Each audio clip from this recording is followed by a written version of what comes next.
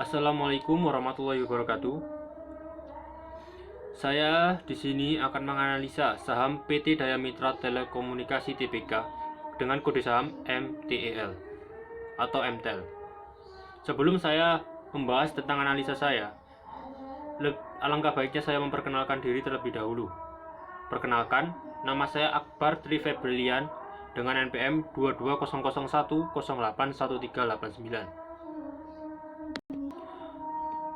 Masuk ke pembahasan materi.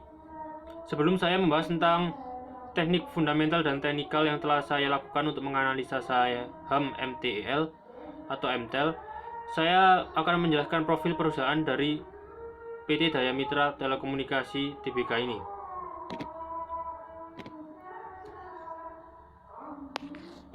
PT Daya Mitra Teknologi atau Mitratel adalah salah satu anak perusahaan PT Telkom Indonesia atau Persero Tbk yang bergerak di bidang penyediaan infrastruktur telekomunikasi. Mitratel mulai menapaki bisnis menara telekomunikasi sejak tahun 2008. Sampai saat ini Mitratel telah mengelola lebih dari 28.000 menara telekomunikasi yang tersebar di seluruh Indonesia. Semua operator seluler Indonesia telah menjadi tenan dengan menempatkan perangkat BTS-nya di menara Mitratel. PT Daya Mitra Telekomunikasi Tbk atau MTEL resmi mencatatkan sahamnya di Bursa Efek Indonesia atau BEI pada perdagangan 22 November 2021. Anak usaha PT Telkom Indonesia Tbk atau TLKM ini merupakan emiten menara telekomunikasi terbesar di Indonesia berdasarkan jumlah menara yang dimiliki dan dikelola. Saat ini Mitratel memiliki 28.030 menara yang tersebar di Pulau Jawa sebanyak 11.963 menara atau 43% dari portofolio dengan tenansi rasio 1,64 kali. Sementara itu sebanyak 16.067 menara atau 57% berada di luar Pulau Jawa dengan tenansi rasio 1,39 kali. Sementara tenansi rasio pesan Mitratel seperti PT Sarana Menara Nusantara Tbk atau TOWR dari grup Jarum terisi 1,86 kali. Grup Saratoga PT Tower bersama Infrastruktur Tbk atau DBIG terisi 1,89 kali dan Point terisi 1,59 kali dan Protelindo terisi 1,94 kali. Saat ini MTL mengantongi kontrak backlog sewa menara telekomunikasi sekitar 30,7 triliun hingga 2030. Nilai kontrak ini menjadi modal kinerja perseroan menuju go public. Mitratel disebut memiliki 6 keunggulan dibandingkan dengan provider menara lainnya. Selain terdapat backlog kontrak, cakupan menara Mitratel berada di seluruh Nusantara dengan 57% di luar Jawa. Hal ini membuat Mitratel dapat mengelola kerjasama tambahan dari para penyewa menara telekomunikasi. Selain itu, Mitratel dianggap paling siap melayani ekspansi operator di luar Jawa yang meningkatkan portofolio kolokasi. Pertumbuhan pendapatan per tahun naik 17% dari pertumbuhan EBITDA hingga 36%. Dengan menjadi pemimpin pertumbuhan di industrinya, Mitratel disebut pemegang kualitas tenan terbaik, dengan Telkomsel sebagai anchor tenan dengan 50% revenue share. Adapun revenue share dengan operator terbesar yaitu Telkomsel, XL, dan Indosat mencapai 85%. Sinergi dengan Telkom Group juga menjadi salah satu keunggulan Mitratel. Berdasarkan prospektus yang diterbitkan pada harian bisnis, Mitratel mencatat laba bersih sebesar 700,7 miliar per Juni 2021. Jumlah itu naik 356% dibandingkan dengan tahun lalu, senilai 153,7 miliar rupiah. Adapun top line perseroan tercatat pada posisi 3,22 triliun. Jumlah itu juga naik 11% dari posisi tahun lalu, 2,90 triliun. Dalam IPO, Mitratel pun meraih dana publik terbesar 18,8 triliun, kedua yang terbesar sepanjang sejarah. Adapun rekor IPO terjumbo dipegang PT Bukalapak Tbk atau Buka. Setelah saya menjelaskan profil perusahaan Mitratel secara singkat, saya akan masuk ke pembahasan analisa fundamentalnya. Pembahasan fundamental ini saya dapat 6 Januari 2022. Last price-nya pada 6 Januari 2022 ditutup dengan harga 815 di annualize 2021. Share out-nya mencapai 3,5 billion. Market cap-nya mencapai 68.065,1 billion. Di balance sheet ada cash sebesar 1.425 billion.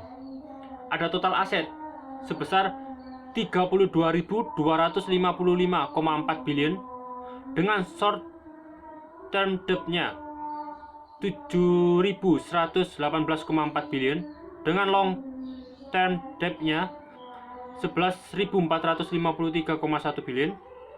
Total equity mencapai 14.034,3 billion.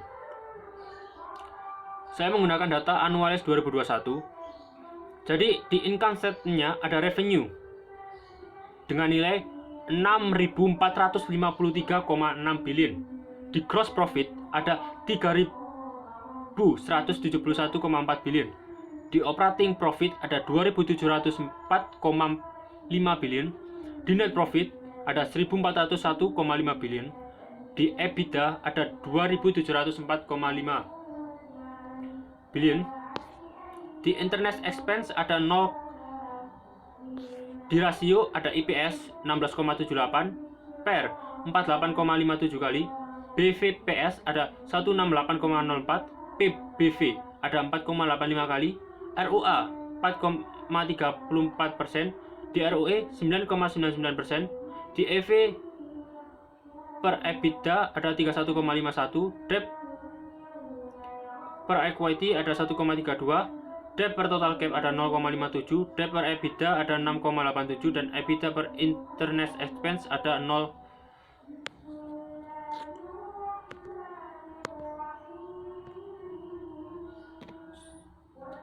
Dari data-data di atas, setelah saya melakukan analisa fundamental berdasarkan DER, ROE, EPS per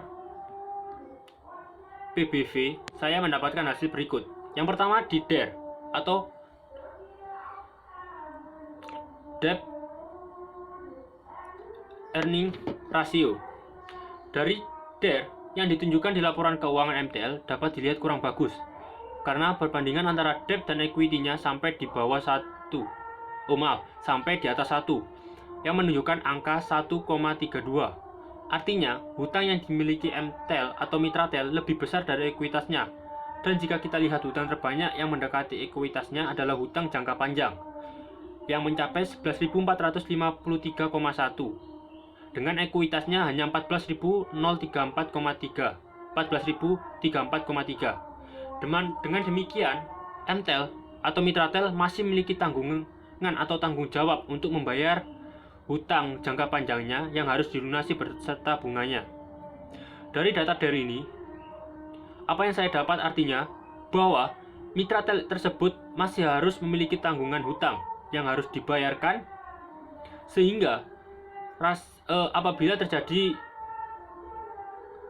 bangkrut dalam perusahaan Mitratel ini, kemungkinan untuk kembalinya uang dari investor itu sangat kecil atau tidak aman atau kurang baik untuk melakukan investasi kalau berdasarkan DER atau Debt Earning Ratio, karena Mitratel masih memiliki tanggung jawab untuk membayar tanggungan hutang jangka panjangnya. Namun, kita tidak bisa menilai apakah dari DER ini MTEL tidak baik atau perusahaannya tidak bagus ke depannya, karena mengingat Mitratel tersebut adalah anak perusahaan Telkom, di mana Telkom ini perusahaan telekomunikasi terbesar di Indonesia. Jadi menurut saya berdasarkan DER ini masih dapat dikesampingkan, walaupun nilai DER-nya di atas 1. Selanjutnya, jika dilihat dari ROE atau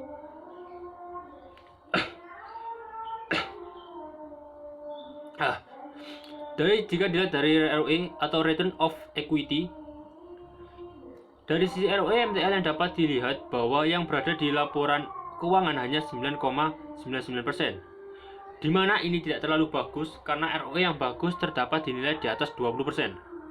Namun, jika dibandingkan dengan perusahaan infrastruktur telekomunikasi lainnya, nilai MTL ini tidak terlalu jelek atau tidak buruk, di mana nilai MTL ini memiliki ROE yang cukup baik. Bali sendiri atau Bali Tower Indocentra, PT Bali Tower Indocentra Tbk itu memiliki nilai return of equity-nya 7,65%. Dan Gold PT Visi Telekomunikasi Infrastruktur Tbk itu memiliki nilai ROE 5,3%. Jika dibandingkan dengan nilai ROE MTL, dapat kita lihat bahwa nilai ROE MTL ini cukup baik di atas BALI dan juga nilai ROE GOLD atau PT Visi Telekomunikasi Infrastruktur. Dan dari sini kita dapat mempertimbangkan untuk memilih MTL sebagai sarana investasi kita atau tempat investasi kita, mengingat ROE-nya itu lebih besar daripada perusahaan di sektor telekomunikasi infrastruktur lainnya. Selanjutnya kita akan melihat dari EPS atau earning per share. Dari nilai EPS MTL yang berada di nilai 16,78%, di mana ini adalah hal yang baik, karena artinya perusahaan dikatakan memiliki peluang tumbuh lebih tinggi di tahun-tahun berikutnya. Namun, kita masih belum tahu karena belum ada perbandingan laporan keuangan tahun sebelumnya karena perusahaan MTL yang baru melakukan IPO. Di sini, saya dapat memberikan analisa di mana nilai EPS itu di atas 15%. Artinya, nilai EPS-nya itu cukup baik di angka 16,78%.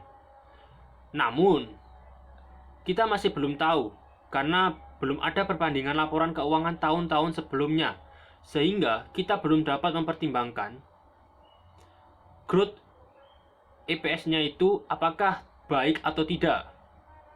Jika ada nilai-nilai laporan keuangan sebelumnya, maaf, azan. Saya lanjutkan. Jadi, jika dilihat dari laporan keuangan yang tahun ini, kita belum mendapatkan laporan keuangan tahun-tahun sebelumnya sebelum MTL atau Mitratel ini IPO. Sehingga kita masih belum bisa menentukan growth EPS-nya apakah baik dan buruk.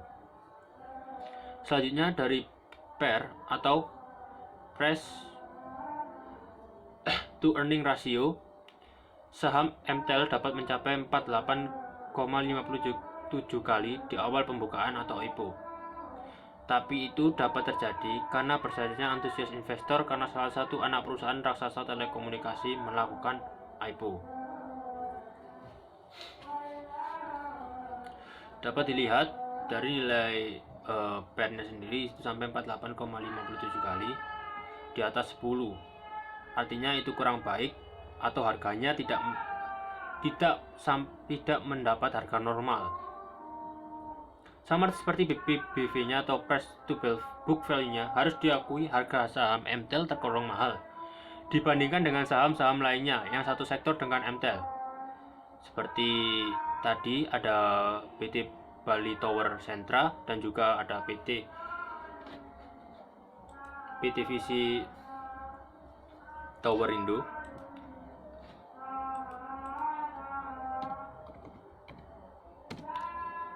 PT Visi Telekomunikasi Infrastruktur Tbk.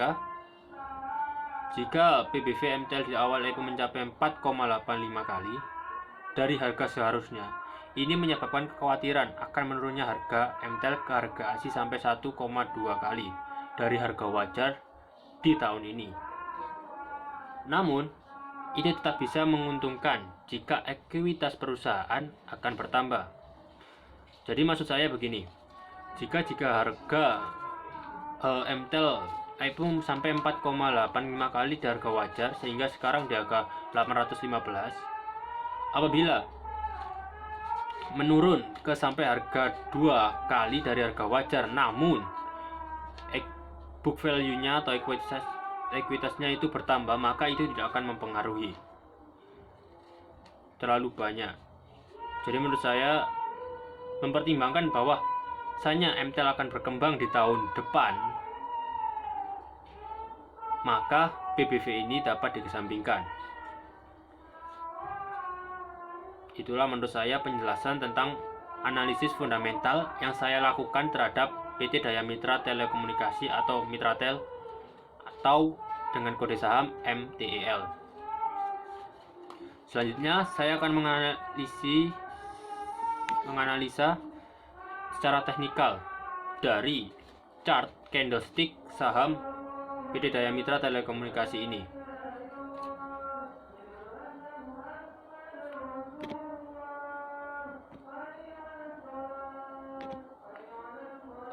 Ini sebelum saya masuk ke saham candlesticknya, saya akan memperlihatkan sedikit grafik dari beberapa saham di sektor infrastruktur telekomunikasi. Yang biru adalah MTEL atau PT Daya Mitra Telekomunikasi. Yang hijau ada Gold atau PT Visi Telekomunikasi Infrastruktur. Yang oranye ada Bali atau PT Bali Tower Sentra. Jika dilihat antara PT Visi Telekomunikasi dengan PT Bali Tower itu mengalami penurunan.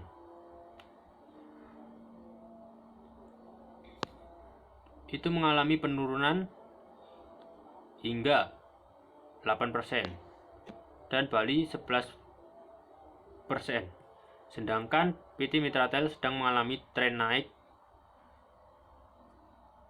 sampai 6,54%. Mungkin itu saja perbandingan dari beberapa sektor yang ingin saya perlihatkan dengan perusahaan lain di sektor yang sama, perusahaan Mitratel dengan perusahaan lain di sektor yang sama. Saya akan menuju dengan candlestick dari PT Daya Mitra Telekomunikasi ini atau MTEL.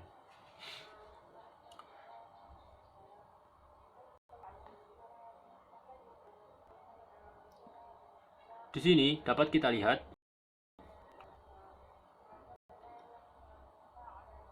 bahwa nilai terbawahnya sendiri itu mencapai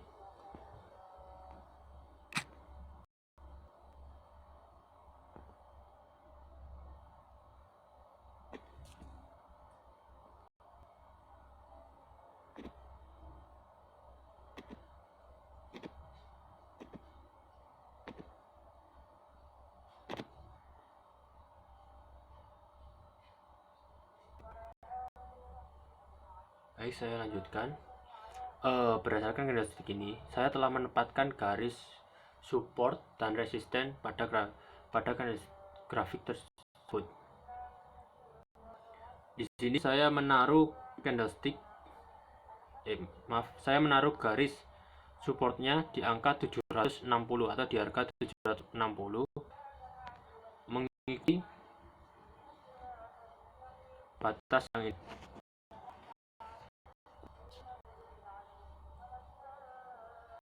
Perubahan ini sehingga saya menempatkan garis resisten di sini, garis support di sini, dan garis resisten pada angka 795 di angka perubahan yang ini.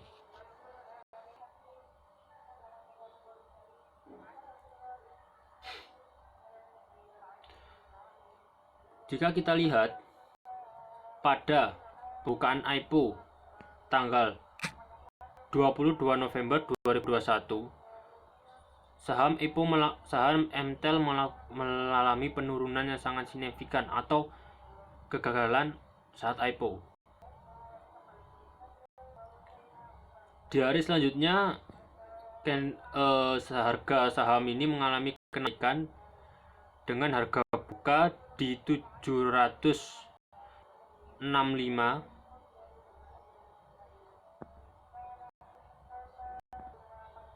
pada tanggal 23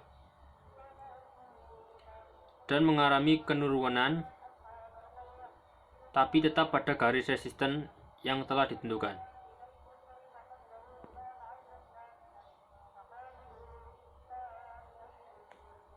Dan pada akhirnya pada tanggal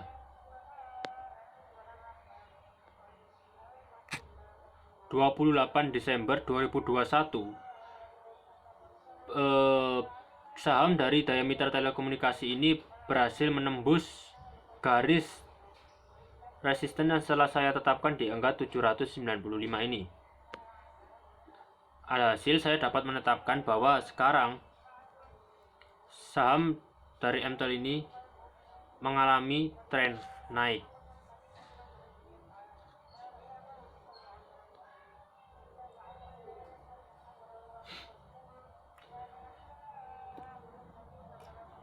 Setelah mengalami tren naik, dapat kita lihat bahwa ada candlestick merah atau mengalami penurunan harga dari harga buka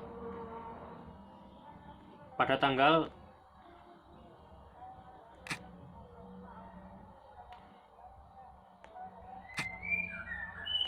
bentar.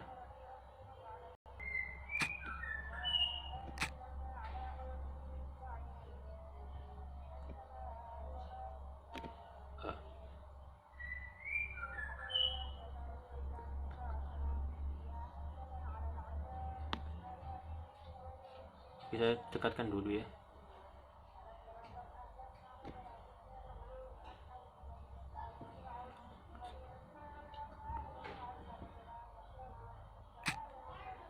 Pada tanggal 3 Januari atau di awal pembukaan tahun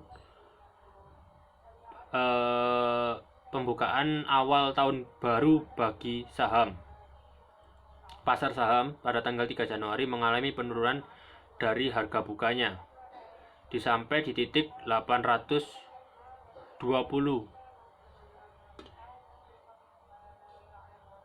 Padahal terakhir harga saham sampai di angka 830 di penutupan tahun lalu 2021. Dan di hari-hari berikutnya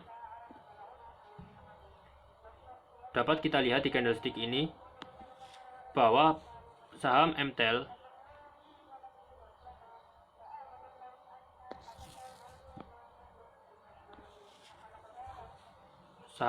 ini tidak mengalami kenaikan maupun penurunan, namun stabil di angka 820 dan juga 815.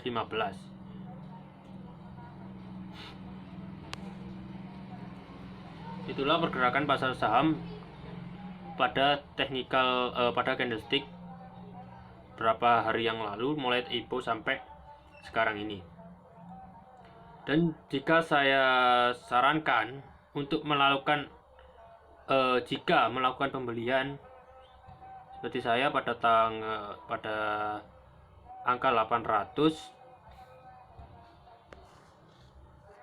pada saat MTEL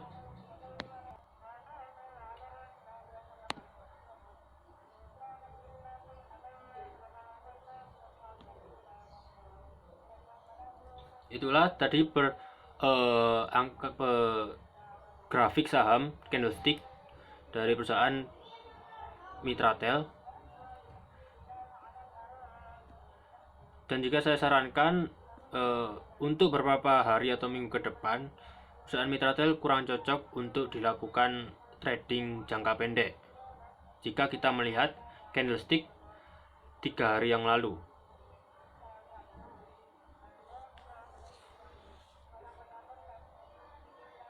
Kurang cocok untuk melakukan pembelian trading, karena menurut saya perusahaan Mitratel ini lebih cocok untuk bulanan atau tahunan.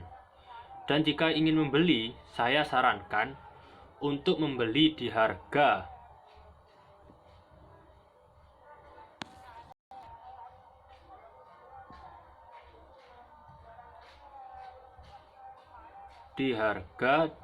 di garis resisten yang saya telah tentukan di 795.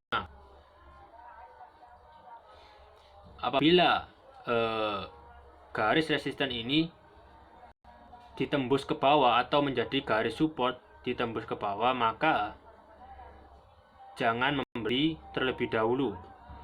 Jika dia tidak menembus garis resisten itu, maka kemungkinan garis resisten yang salah setelah ditetapkan ini maka akan bisa menjadi garis support baru bagi pergerakan saham Mitratel ini. Jadi jika ingin membeli saham, saya sarankan membeli pada harga di antara 795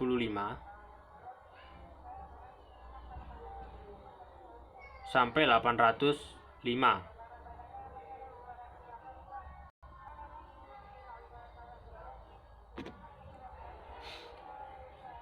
Pada harga 805. Itu yang saya sarankan untuk melakukan pembelian di saham Mitratel ini. Maka saya akan lanjutkan kesimpulan dari makalah saya yang saya telah melakukan analisa fundamental, analisa teknikal, maaf. Jadi di analisa teknikal ini saya mendapati bahwa saham MTEL tidak terlalu bagus digunakan untuk jangka waktu trading harian dan mingguan. Karena jika dilihat dari chart candlestick di atas, bahwasanya saham Mitratel sedang dalam tren naik. Kita bisa lihat tadi mengalami tren naik karena menembus garis resisten yang telah saya tentukan di angka 795. Garis support yang saya taruh di harga 795 telah ditembus beberapa hari yang lalu dan sekarang sedang mengalami tren naik. Dan kita lihat lagi sempat mengalami candlestick di bawah, yang artinya antara tren naik akan terlanjut atau saham Mitratel akan mengalami tren turun, menembus garis resisten yang berada di atas tadi menjadi garis support. Dan sekarang adalah waktu yang tepat untuk melakukan penjualan jika kalian membeli harga di bawah 795. Namun, bukan waktu yang tepat untuk melakukan pembelian karena masih belum ada tanda-tanda dari tren naik. Bahkan jika dilihat dari candlestick kemarin sampai 2-3 hari yang lalu, belum ada penguatan dalam jumlah pembeli saham Mitratel. Interpretasi yang saya dapat setelah saya menganalisa saham Mitratel dapat dilihat bahwa prospek bidang infrastruktur telekomunikasi akan baik pada tahun ini karena masuknya jaringan 5G di Indonesia yang mulai akan dipakai oleh banyak HP dan juga provider. MTEL yang merupakan salah satu perusahaan terbesar di sektor ini memiliki peluang yang sangat baik karena besarnya nama dari perusahaan ini. Dilihat dari fundamental perusahaan, memang perusahaan memiliki tingkat hutang yang tinggi. Namun itu bisa dimaklumi karena MTEL merupakan perusahaan dari perusahaan besar Telkomsel. Dan dilihat secara teknikal pun saham MTEL masih tergolong stabil daripada saham lainnya. Karena itulah mengapa saya tidak cocok untuk melakukan trading harian ataupun mingguan karena pergerakan harga saham Mitratel ini tergolong stabil di angka 815-820. Hanya seperti itu saja, tidak ada fluktuasi yang naik sampai 30% sampai 5% atau yang lainnya. Saya lanjutkan. Dan dilihat secara teknikal pun saham MTEL masih tergolong stabil daripada saham lain di sektor yang sama mengalami penurunan. Dan jika kita lihat tadi di saham yang ini, di saham sektor yang sama banyak yang mengalami penurunan, namun tidak pada saham Mitratel yang mengalami fluktuasi naik, menembus garis resisten di angka 795. Dapat dinyatakan bahwa saham Mitratel memiliki peluang besar untuk para investor mencari keuntungan di tahun ini. Sebagai bab 3 penutup kesimpulannya, saham Mitratel baik untuk dibeli saat ingin melakukan investasi. Namun menurut saya masih kurang baik jika ingin digunakan untuk trading jangka pendek dalam waktu jam, harian, dan bahkan mingguan. Itu saja mungkin yang saya dapat sampaikan. Terima kasih untuk Indo Premier Sekuritas dan juga website tradingview.com karena menyediakan sebagai daftar pustaka saya. Itu saja, terima kasih telah memperhatikan. Wassalamualaikum warahmatullahi wabarakatuh.